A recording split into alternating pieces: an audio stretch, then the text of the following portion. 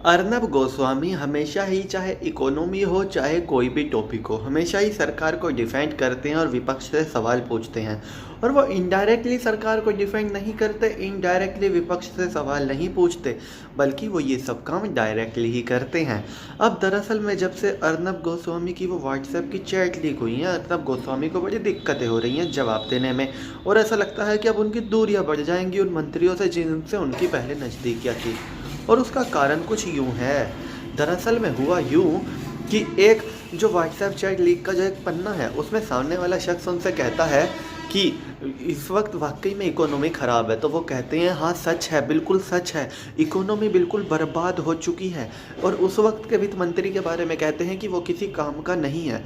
ये बातें अर्नब गोस्वामी चैट में कहते हैं और अर्नब गोस्वामी के नाम से ये मैसेज गया है। लेकिन जब अर्नब गोस्वामी व्हाट्सएप चैट में ये बात कह सकते हैं, तो लोग अब सवाल उठा रहे हैं कि आप रियल लाइफ में क्यों नहीं कह सकते थे, अपने स्टूडियो में बैठ के क्यों नहीं कह सकते थे ये बात कि वाकई में इकोनॉमी बर्बाद हो रही है। क्योंकि आपको एक एजेंडा चलाना है और आप तो न्यूज़ स्टूडियो में बैठ के विपक्षी पार्टी से सवाल करते थे इकोनॉमी पर भी। आपसे एक बार भी ये नहीं हुआ कि अपने दिल की बात जो ये है कि इकोनॉमी वाकई में बर्बाद हो रही है, वो एक बार आप सवाल सरकार से पूछ लेते, लेकिन आपने ज़रूरत नहीं समझी। और इसीलिए इस वक्त लोग अर्नब गोस्वामी को काफ़ी ज़्यादा टारगेट कर रही हैं। इसके अलावा उन्हें टारगेट किया जा रहा है उनके उस मैसेज पर। जब पुलवामा हमला हुआ था तो स्टूडियो में बैठ के वो कह रहे थे कि लेफ्टिस्ट गैंग कहाँ है, देश में बैठे देशद्रोही कहाँ हैं जिन्होंने ये हमला करवाया, पाकिस्तान का समर्थन किया। लेकिन हकीकत में तो इस हमले से सबसे ज़्यादा खुश आप ही थे, कम से कम आपके व्हाट्सएप चैट को देखकर तो यही लग रहा है।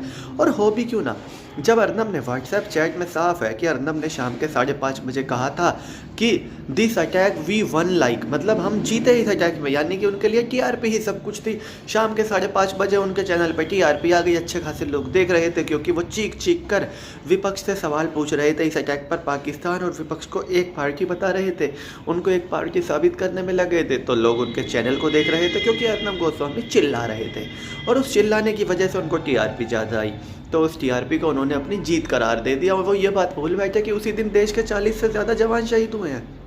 और यकीनन अगर इस तरह के पत्रकार हो तो लोगों का गुस्सा तो जायज़ ही है। अब लोग कह रहे हैं कि ये जो व्हाट्सएप चैट लीक है ये बिल्कुल सच है, इनमें कुछ भी झूठ की बात नहीं है। और जब अर्नब गोस्वामी बिना किसी सबूत गवाह के इंडिया के लोगों पर ही इस तरह से कीचड़ उछाल सकता है, तो जाहिर सी बात है वो खुशी तो मनाएगा ही, क्योंकि उसको टीआरपी मिल रही है। इस तरह की बातें लोग सोशल मीडिया पे अब कह रहे हैं और अर्नब गोस्वामी ने भी इन पर कोई जवाब नहीं दिया है।